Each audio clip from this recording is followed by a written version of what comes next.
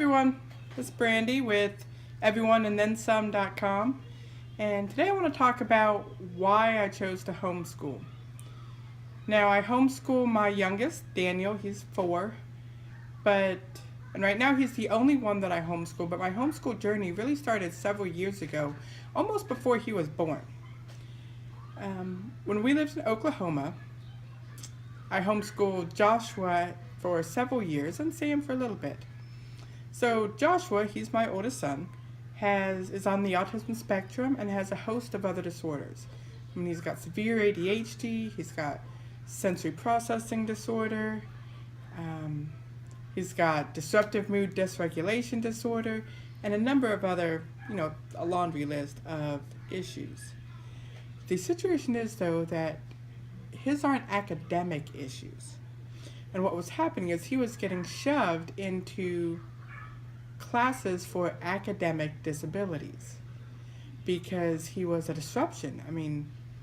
Too much of a disruption for the teachers at the school. And I went to conference after conference after conference. He would get suspended. He spent half of his life in some sort of ISS.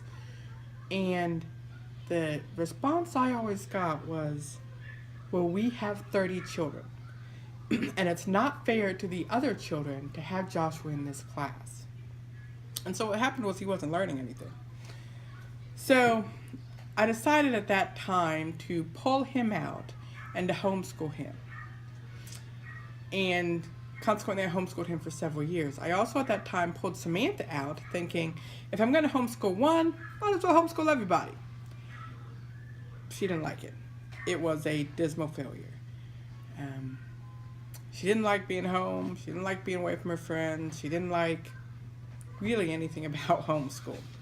So after a semester, she returned to mainstream public school, but Joshua stayed out and homeschooled really until we moved to Georgia about 2 years ago. When we moved to Georgia, I was enrolling the kids in school. I had left Oklahoma where we had been for 20 years. I had been since I was in junior high. And we had this huge circle of friends and family. So it wasn't a big deal for me to have Joshua home even though I worked all day, because there was always somebody there for him, to watch over him or to help him. I didn't have that when I moved to Georgia. So I looked into enrolling him in public school and quickly discovered that the special ed services in the school district where we live now are phenomenal. The amount of services he gets and the lengths to which they go to make sure he's still able to be in mainstream classes as much as he can be. He's not in all mainstream classes, and I'll talk about that another time, but they enable him to have as much interaction as he can handle. The least restrictive environment, they take that to heart. So he goes to public school, Samantha goes to public school. Well, Daniel, when we moved here, was only 2 years old. And so he started going to daycare. And I quickly discovered that Daniel was very bright and outpaced all of the other kids in his daycare. And I had a parent-teacher conference with his daycare teacher. And the daycare is actually rated as a preschool. And it's a very good one. But the problem is, Daniel already knew this stuff. And he was getting bored, and he was getting in trouble, and he was running around, and he wouldn't sit still for circle time when they were trying to learn their letter names, because he already knew all his letter names, and he knew all his letter sounds, and all of these things. So I decided, this was at the last part of last year, I decided I was going to supplement some of Daniel's education. And I did that for several months. And it evolved into the idea that, I could do this. If I can supplement, I can educate. It's not that big of a jump. I did it with Joshua. I did it with Sam for a little bit. And with Daniel, I have this opportunity to start him in homeschool. So I can teach him the way he learns from the very beginning. And, think how far I can take him if he's not limited to staying with the other children on his grade level. Or, on the other side of the coin, if there's something that he struggles in, because there are a few things he struggles in, I can spend the time on those things.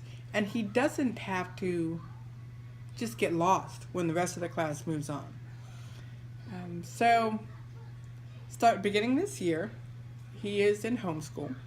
And I have a full curriculum that I've planned out for him, and we're following it. It's going very well.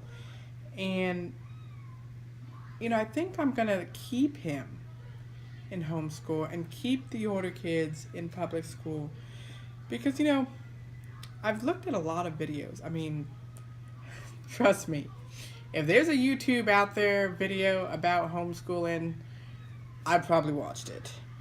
All the whys, all the hows, all the whens, all the wheres.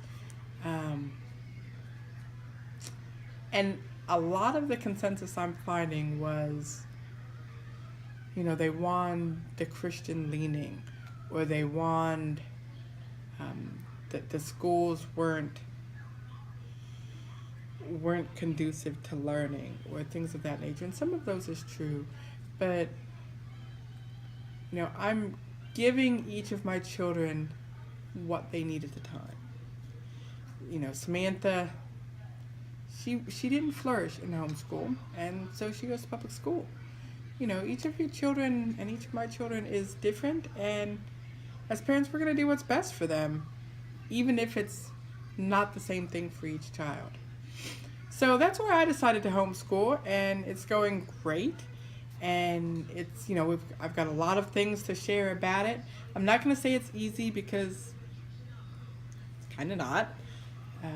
I do work full-time outside the home, and I do have several other activities that I'm involved in.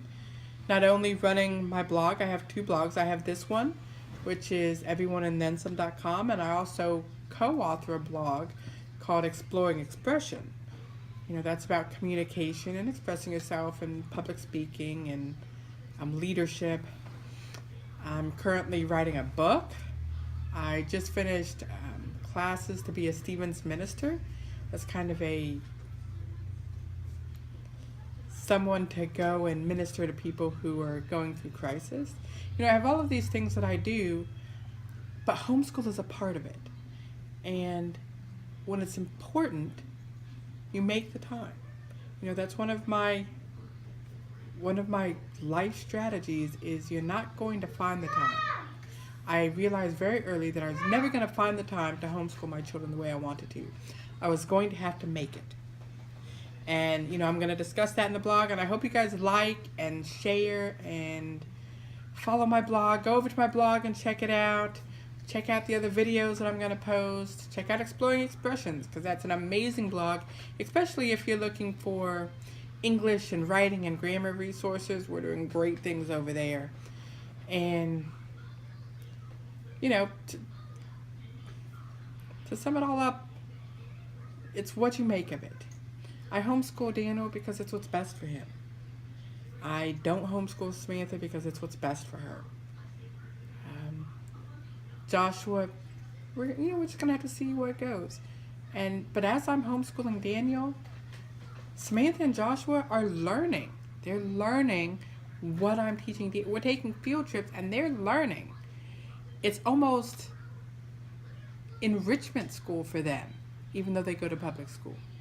So, but that's a whole nother conversation. So I'm gonna close it right now. Thanks for listening, and like and share my videos, and until next time, I'll see you.